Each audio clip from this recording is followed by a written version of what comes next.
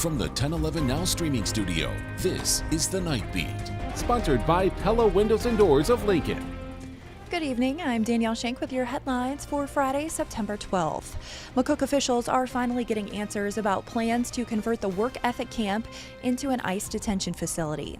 The Nebraska Department of Correctional Services says the facility will house adults with minor or nonviolent offenses with no community work. Safety upgrades include a fenced, armed perimeter and emergency procedures following ICE standards. Up to 65 new staff positions, including medical personnel, will be added, and extra beds and translation services are planned. Transportation arrangements are still being finalized for up to 300 detainees. But not everyone agrees. Tension flared at the Capitol today as senators and protesters pushed back on the plan. The Urban Affairs Committee, led by Omaha Senator Terrell McKinney, held a hearing to review the camp's current use and what it would take to move its 150 inmates to other Nebraska facilities. A large crowd filled the hearing room while protesters gathered outside, accusing Governor Jim Pillen of a lack of transparency. Pillen's office declined to attend, citing jurisdictional issues, and rejected claims the move would worsen overcrowding in state prisons. How does that make our community safe? They always scream about safety and security of the state, but if you shut down WEC, how does that affect the safety and security of the state if men cannot transition out in the best way possible? The immigrants are our neighbors. They're good contributing people in our community. And we don't think it's a safety issue. We think it's targeting brown-skinned people. And that's not Nebraska ICE. Currently, Nebraska has no formal contract in place between the Department of Correctional Services and Homeland Security. Turning now to national headlines, the man accused of assassinating conservative activist Charlie Kirk is in custody tonight after a days-long manhunt. Authorities say 22-year-old Tyler Robinson acted alone, firing a single shot that struck Kirk in the neck. Robinson turned himself in after his father recognized him in FBI photos and alerted authorities. Video shows him jumping from a rooftop after the shooting, and a bullet casing engraved with "Hey Fascists, Catch" may shed light on his motive. He's being held without bail, and formal aggravated murder charges are expected next week.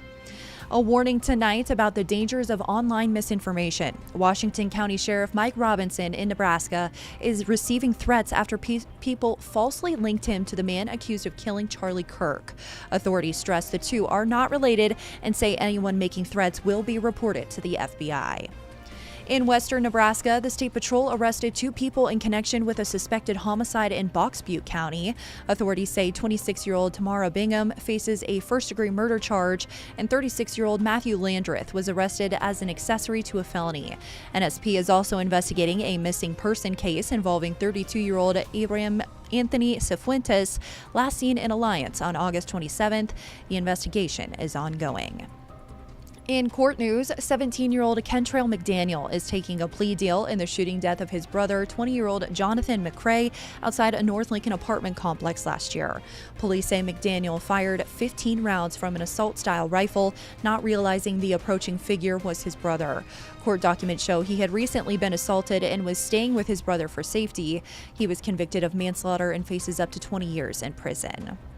Also today, 39-year-old Tyler Stanford was convicted in the 2022 killing of his cellmate, Philip Garcia, at the state penitentiary.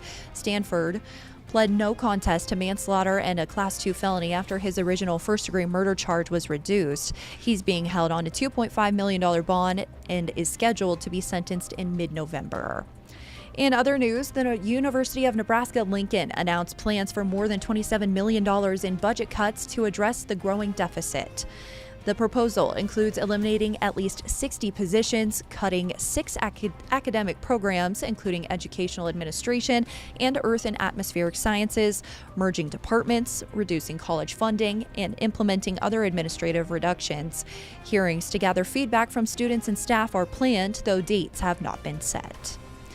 And in lighter university news, if you're heading to Lincoln tomorrow, keep an eye out for one of the newest members of the UNLPD.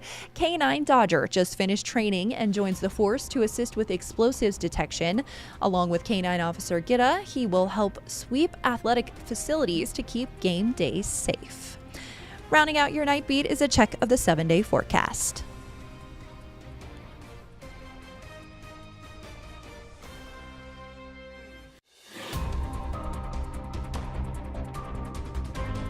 You've been listening to The Night Beat. Sponsored by Pella Windows and Doors of Lincoln. Watch, listen, and stream on the 1011 app on YouTube or wherever you get your podcasts.